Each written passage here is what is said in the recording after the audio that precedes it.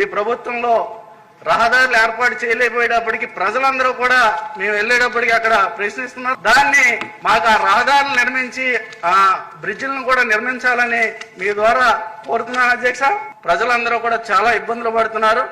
దాన్ని దృష్టిలో పెట్టుకుని త్వరితగతిన వీటిని అన్నింటినీ కూడా పూర్తి చేయాలని మీ అందరినీ కూడా ఇంకా రేపు వస్తుంది, మనం వచ్చాక రేపు చేస్తాం, మరి 10 రోజుల్లో చేస్తామని చెప్పి మన కోసం ఎదురు చూశారు అధ్యక్ష. కానీ నేను గౌరవ మంత్రి గారిని చాలా సార్లు రిక్వెస్ట్ చేసి అడిగాను అధ్యక్ష. ఇప్పుడు ఆర్థికంగా మన ఇబ్బందులు ఉన్నాం అధ్యక్ష.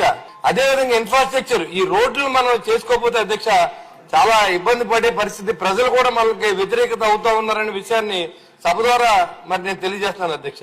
కాబట్టి దయచేసి గౌరవ మంత్రి గారు ముఖ్యమంత్రి గారికి చెప్పి ఏదో నిధుల్ని కొంత బిల్స్ ఇస్తే రోడ్లు మొదలు పెట్టిస్తే మనం బయటికి వెళ్ళి తిరగడానికి అవకాశం ఉంటుంది అధ్యక్ష. ఇవాళ మన ఇంటింటికి తిరగాలంటే మీరు వచ్చాక రోడ్లు వేస్తారని మీకు ఓట్లు వేసాం, మీ డ్రైన్లు కడతారని ఓట్లు వేసాం, సంక్షేమం ఆన్లో చేశారు కదా అని సమాధానం మనకు ఎదురవుతుంది అధ్యక్ష. బ్రిడ్జిల మీద ఇంకా ప్రయాణం చేస్తా ఉన్నాం. ఇవి శిథిలావస్థకి చేరుకున్నాయి అధ్యక్ష. కారు రాయితో ఇట్లా గోడుగా కట్టిన బ్రిడ్జిలు అవి ఏ క్షణంలో అయినా కూలిపోయే పరిస్థితులు ఉన్నాయి.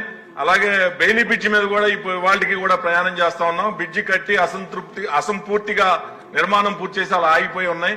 దాని మీద తగిన చర్యలు మరి మినిస్టర్ గారిని తీసుకోవాల్సిందిగా మీ ద్వారా ఆయన్ని అభ్యర్థిస్తా ఉన్నాం. రోడ్లు 1,02,000 ఎకరాల చెరువులు ఉన్నాయి. పూర్వం 10 టన్నుల లారీలు ఏడాదికి 2 సార్లు వచ్చాయి ఏడాదిలో. ఇప్పుడు ప్రతిరోజు 40 టన్నుల లారీలు వచ్చి రోడ్లు పోతున్నాయి. అది నిరంతర ప్రక్రియ అయిపోయింది అధ్యక్ష. అందుకని ఒకసారి కైకలూరులో ఉన్నంత చెడ్డగా రోడ్లు ఇంకెక్కడ రాష్ట్రంలో లేవు. ఒకసారి మంత్రి గారు